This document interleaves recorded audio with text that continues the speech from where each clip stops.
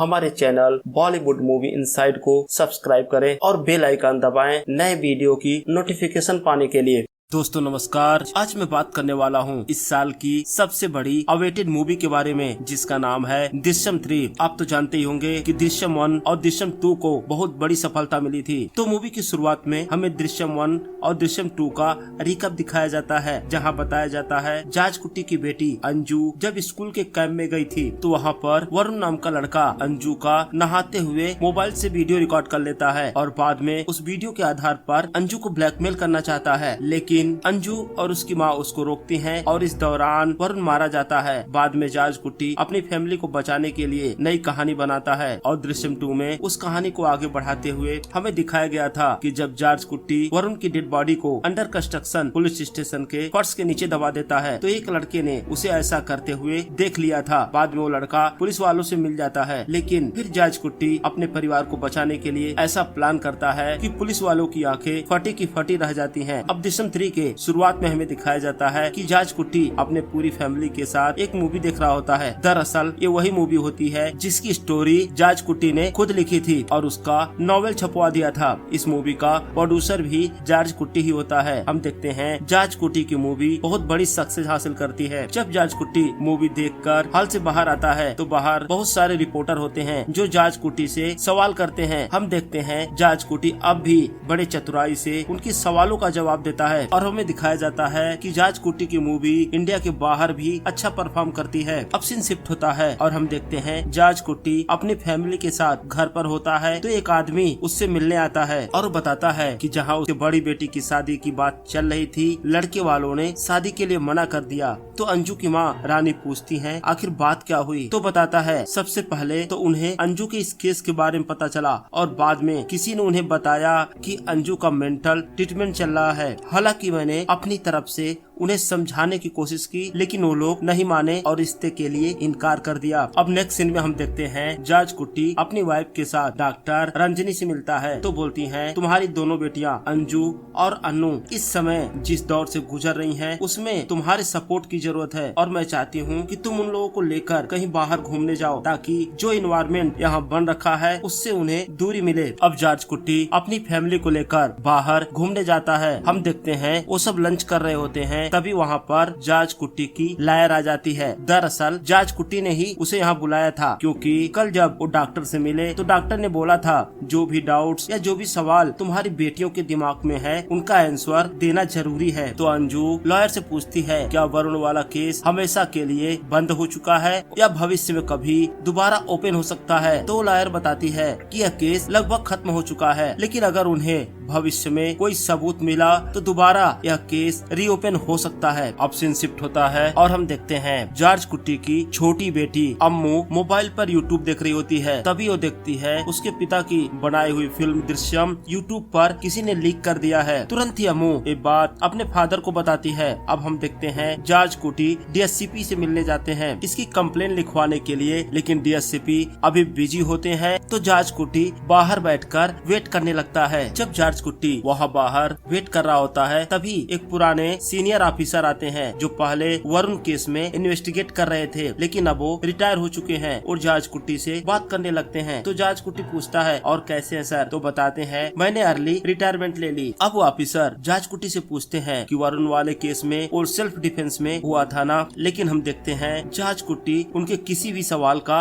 जवाब नहीं देता क्योंकि जवाब देता तो फंस जाता। अब वो ऑफिसर समझ जाता है कि जाज कुट्टी इन बातों का जवाब नहीं देने वाला तो टॉपिक चेंज करता है। मैंने सुना है तुमने मूवी प्रोड्यूस की है, तो जाज कुट्टी बोलता है हाँ सर, और मूवी काफी पॉपुलर भी हुई है। और साथ ही ऑफिसर जाज कुट्टी से बोलता है कि मेरा एक बेटा है जो मूवी में असिस्टेंट डायरेक्टर का काम करता है, उसने एक दो शॉर्ट मूवी भी डायरेक्ट की है, अगर तुम उसे मौका दोगे तो आगे बढ़ने में उसे मदद मिलेगी। तो जाज कुट्टी बोलता है ठीक है सर, मैं आपको कॉल करूंगा। अब सीन शिफ्ट होता है और हम देखते हैं जाज कुट्टी अपने घर पर होता है, तब एक आदमी अपनी वाइफ के साथ आता है। ये वही आदमी है जिसने दृश्यम 2 में जाज कुट्टी के खिलाफ कोर्ट में गवाही दी थी। थी। सबसे पहले वो बोलता है कि कुट्टी सर मुझे माफ कर दो। तो कुट्टी बोलता है किस बात की माफी? बोलता है मैंने पैसे लेकर आपके खिलाफ गवाही दी थी और उसके बाद से मेरी जिंदगी में बहुत कुछ बुरा हुआ। मेरी माँ बीमार हुई, मैंने बहुत इलाज कराया लेकिन वो नहीं बच सकी। उसके बाद से मेरे बिजनेस में भी घाटा ही हुआ और मैं काफी कर्ज में डूब गया। यहाँ तक कि मैंने अपने दुकान पर बैंक से लोन लेने की कोशिश की, वो भी मुझे नहीं मिला।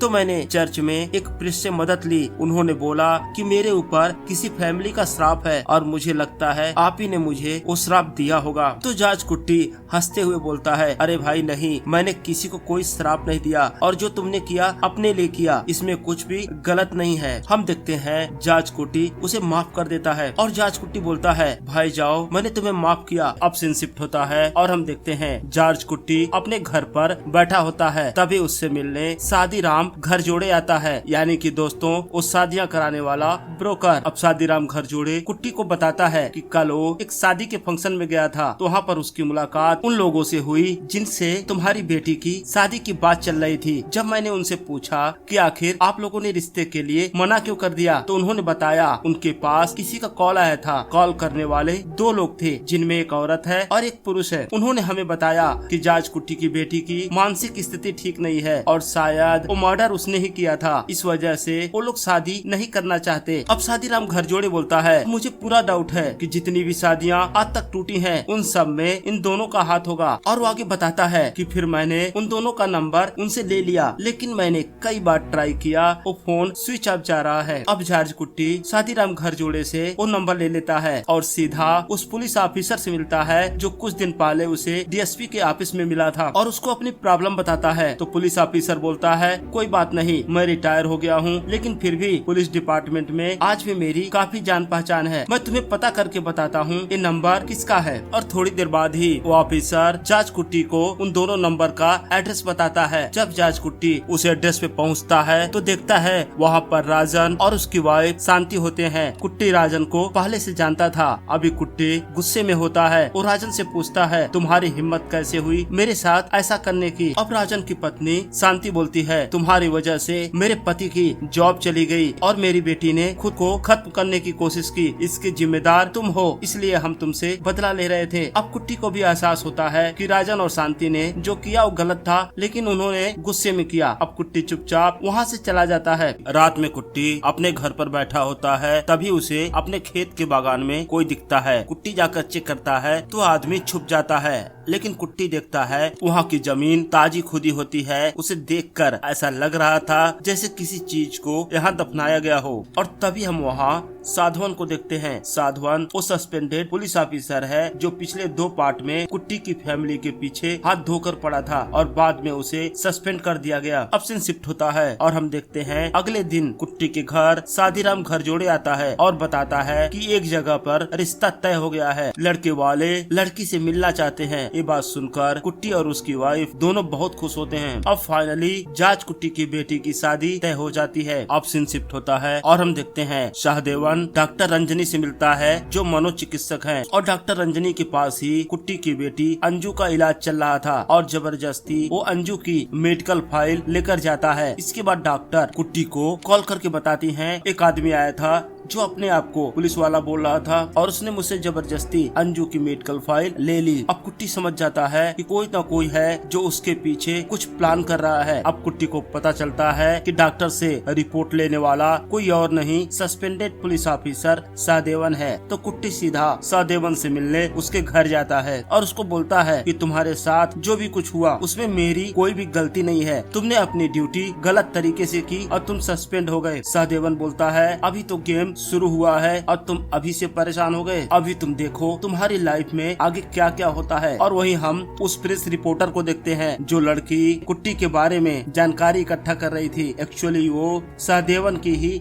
लड़की थी। सहदेवन और उसकी लड़की मिलकर कुट्टी की फैमिली के पीछे पड़े हुए थे। अब सीन शिफ्ट होता है और हम देखते हैं सहदेवन पार्थोस के घर जाता है। पार्थोस वही आदमी है जिसने पार्ट 2 में कुट्टी को वो कंकाल दिया था। हम देखते हैं पार्थोस बीमार होता है और बिस्तर पर लेटा होता है तो सहदेवन उसका गला पकड़ लेता है, उसे धमकाता है, बोलता है कुट्टी के खिलाफ बयान दो। जब पार्थोस की लड़की सहदेवन का विरोध करती है तो उसका भी गला पकड़ लेता है और उसे धमकी देता है। सहदेवन सहदेवन के जाने के बाद पार्थोज की लड़की कुट्टी को कॉल करती है और बताती है उसके साथ क्या हुआ। तो कुट्टी बोलता है हमें पुलिस में कंप्लेन करने चाहिए। अब सहदेवन के खिलाफ पुलिस में कंप्लेन होती है तो सहदेवन को पुलिस स्टेशन बुलाया जाता है पूछताछ के लिए। अब हमें आईजी थॉमस को दिखाया जाता है। थॉमस वही जिसने पार्ट 2 में कुट्टी के खिलाफ इन्वेस्टिगेशन शुरू करवाई थी। थॉमस सहदेवन को डांटता है। वो बोलता है तुम सस्पेंड हो और किस बिहाफ पर तुम इन्वेस्टिगेशन कर रहे हो। तो सहदेवन बोलता है सर मैं सस्पेंड हूँ तो क्या हुआ, मैं हूँ तो पुलिस ऑफिसर ही, और मैं अभी भी